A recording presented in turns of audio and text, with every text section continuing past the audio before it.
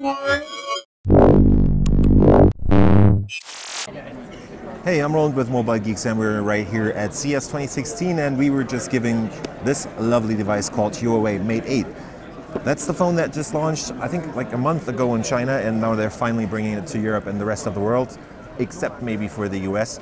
Still, they handed out these lovely review devices, and I'm just going to quickly unbox this thing for you. So it's the follow-up to this Mate 7, which is right here. That's my trusty, well-trusted trade fair show phone, basically, because it has this massive 4,100 milliamp hour battery, and this is what they're continuing it with, because the Mate 8 also has a 4,000 milliamp hour battery. It's still a 6-inch device. You'll end up with pretty much the same measurements. It's exactly the same size as its predecessor. It's even the same thickness. It's the same length, same width. It has a better display. It's bumped up to 95% of color gamut right now, and same resolution, 1920 by 1080. Under the hood, there's a new Kirin 950, which is their octa-core SoC containing 4 ARM Cortex A75 SoCs, or chips, or not chips, but cores.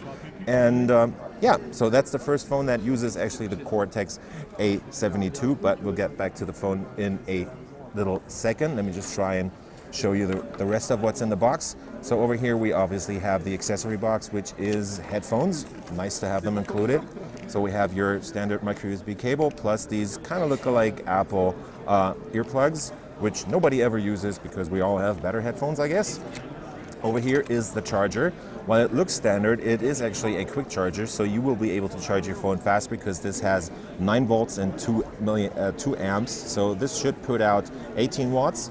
Which makes the phone charge faster. You should be at about 90% after just 80 minutes on this 4,000 milliamp hour battery.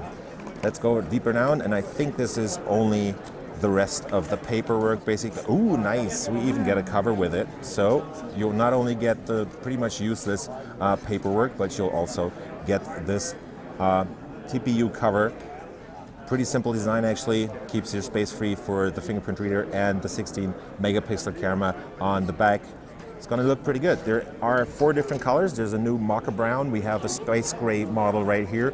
There are also a white version, and I think there is a silver model too. In Europe, this is launching only in space gray and the silver model, as far as I know.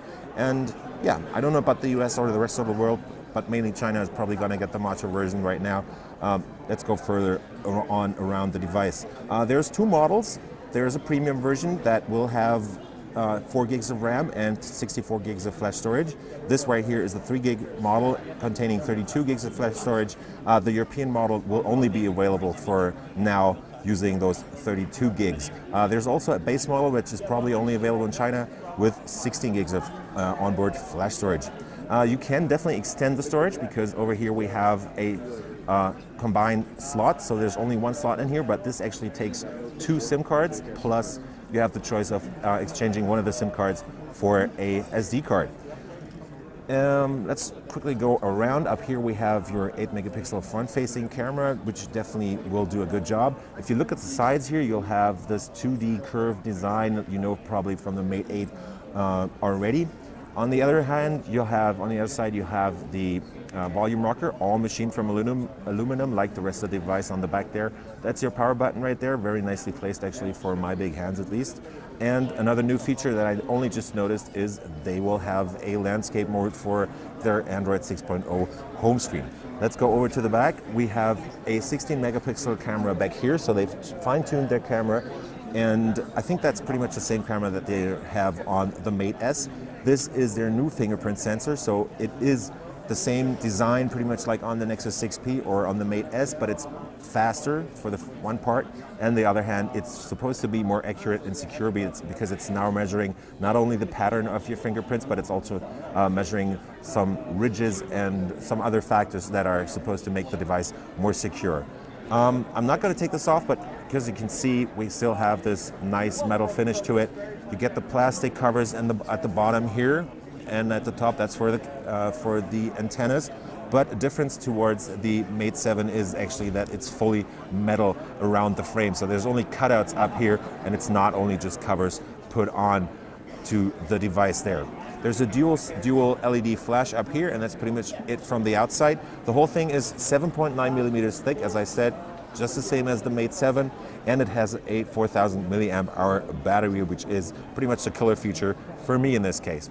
Up top, you'll have your headset jack. That's where the audio recording is done. It has directional audio recording, so there's a bunch of more mics on this device, so you can definitely define the direction in which you want to record the sound on your videos, for example. At the bottom, you get two speakers, or two speaker grills, but only one of them is actually a speaker. That's the typical tactics that a bunch of manufacturers, and especially Huawei, have been using. That's your micro USB port right there, and that is pretty much it about the Mate 8. There are a bunch of special features on this, so as you can see, it's definitely not running your standard Android 6.0 experience, but if I go into the About, we see that this is a running Android 6.0 covered by the EMUI 4.0. This design isn't everybody's darling, basically, but many people like it. I personally love it pretty much, and you either hate it or you love it. It looks like an iPhone for many people. You don't have an app drawer on here, so you are pretty much using your start screen for everything in this case. Let me just quickly switch into the camera app right here. I will not allow you to, you can't use the camera obviously if you do not activate the GPS stuff, it seems.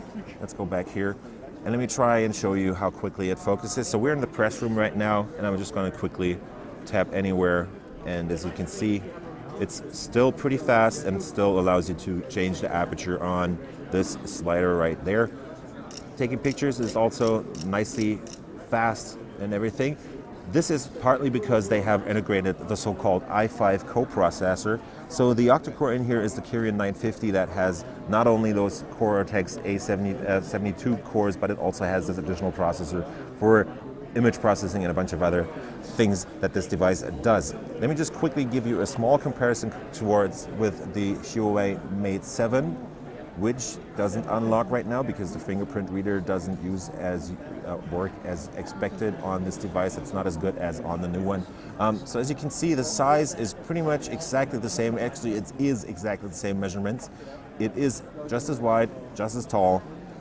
So it's super hard to actually tell them apart. As soon as you turn them over, that's where you can see the difference. This has this circular design on the fingerprint reader, also circular camera cutout there, and at the bottom on the back you get the speaker on the back right here, and at the bottom is, on the other hand, there's nothing in this case. So from the looks of it, they're pretty much the same, except for the fact that the Mate 8 is pretty much the version 2.0 of the Mate 7, so they've tried to work out all the kinks that were left on the Mate 7 in this case.